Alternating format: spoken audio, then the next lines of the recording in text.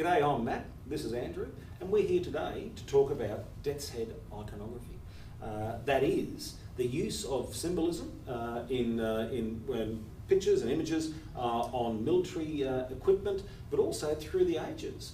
And the context of this is the Chief of the Australian Army has recently decreed that no military unit can use this type of symbolism on T-shirts, on any sort of equipment, etc., etc.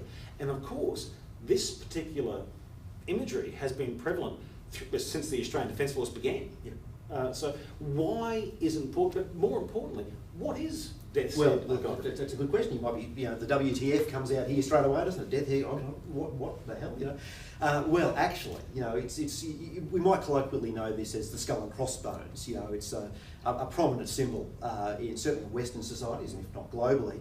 But look, it has its roots, way back. It's as old as humanity itself. The idea of the skull and crossbones is denoting certain ideas, prominent ideas.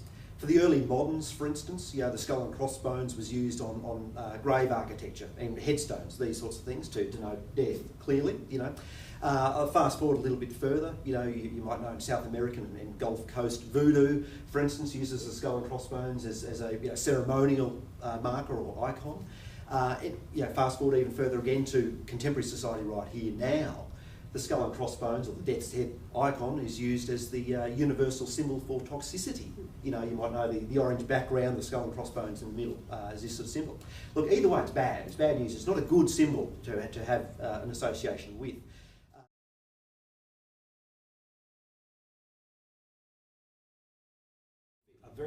Very popular one is the Punisher symbol, which has been appearing on modern fighter jets and other aircraft. This is all Death's Head iconography, and it goes back to a gag that we've laughed about previously of an old skit. We may even throw the line in here, where two German SS officers are having doubts about whether they're on the right side, and one of them makes the point that we've got a skull on our cap. Are we the baddies? This is not a good thing. It's interesting then, isn't it, that the Death's Head icon is not then just a symbol of danger or something to be fearful of, or indeed quite literally or denotatively death, but also too it starts to represent in the military context strength, that you are the Punisher in this quite literal sense here. Now it's with this, how do we think about this? How do we think about this Death's Head icon in these terms, and perhaps from a theoretical communications media sort of way? Look, the thing that came to mind immediately, just to showcase another good bit of French theory, because it's a favourite here, as you'll know, on SpeakComms, but Roland Barthes' Mythologies. And Roland Barthes sort of draws on a couple of elements here that I think explain the Death's Head icon beautifully. Not only is it a symbol that is laced with a whole heap of mythology, and in this particular case we see the connotations associated with this particular icon being around, death and danger, but also strength, that we are the punishers. There's that suggestion laid into this otherwise benign looking image straight up.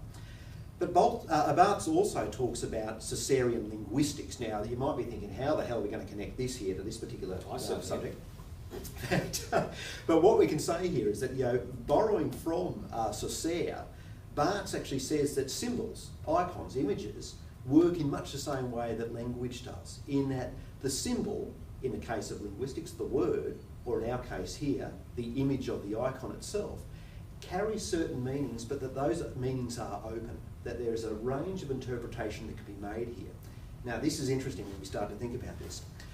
For those people in the military, in those battalions, those groups, and all that sort of squadrons and so on, within the military, who use this particular Punisher icon, it will have a very definite meaning. A definite meaning that has a limited range of interpretation available to it. For those of us in the public, however, looking on this, that range of interpretation might be more open. Now, the trick here is that it's with context. Those in the know, inside, get the message. Those outside look at this, and a whole range of other different interpretations start to come from this. Some of those cultural, some of those broadly social, some of those according to who you are as an individual and so on. That's what makes this really quite interesting. Now, in terms of the Australian case, for where there were calls to eliminate this sort of iconography, that feeds into, I think, a larger public sense that, hang on, this is a problematic image, this is an affronting image. For those military personnel, however, who identify with this, there's a clash of meanings here.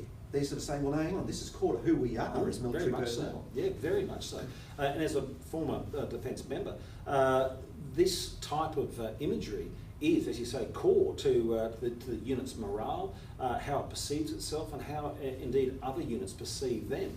But the word from the Chief of Army has simply been, this is offensive, not to us, but to other people, those that are left to interpret it. There's a wide range of interpretation there. Or misinterpretation. Or misinterpretation. And it's not a professional image. Now, just as you were talking through what Bart's had to say on this, it occurred to me that you can take any sort of benign piece of equipment, but throw a swastika on it, and it's got a very different connotation. That is, yep.